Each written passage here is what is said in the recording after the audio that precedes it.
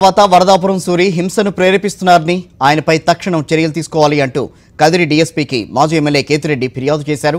ధర్మవరం నియోజకవర్గంలో జరిగిన ఆస్తుల విధ్వంసం, భౌతిక దాడుల కేసుల్లో వరదాపురం సూరిని నిందితుడిగా చేర్చాలని కోరారు. వరదాపురం సూరి హింస రాజకీయాలపై ఎన్నికల సంఘానికి ఫిర్యాదు చేస్తానని కేతిరెడ్డి వెంకటరామరెడ్డి అన్నారు. గతంలో సూరి ఎలక్షన్లు అయిపోతానే వదిలిపెడతాను, నరుక్కోండి, చంపుకోండి అని స్టేట్మెంట్ ఇవ్వడం జరిగింది.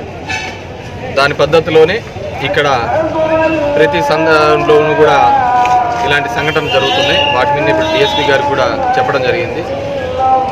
లక్ష్మీరెడ్డి అనే వ్యక్తి మీద హత్యా ప్రయత్నం జరిగింది, చంపే ప్రయత్నం చేశారు. అతను తప్పించుకొని రావడం జరిగింది.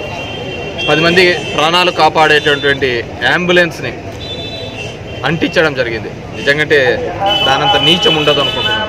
10 మంది బతుకులు కాపాడే అంబులెన్స్ని అంటించినారు.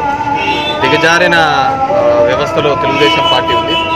అదేవిధంగా కొన్ని చోట్ల కాంట్రాక్టులు పనిచేసుకునే వాళ్ళ బండ్లు పగలగొట్టడం జరిగింది, తోటలు దగ్ధం చేయడం జరిగింది. వీటన్నిటి మీద విచారణ చేసి గట్టి బందోబస్తు చేయాలని చెప్పేసి కోరడం జరిగింది.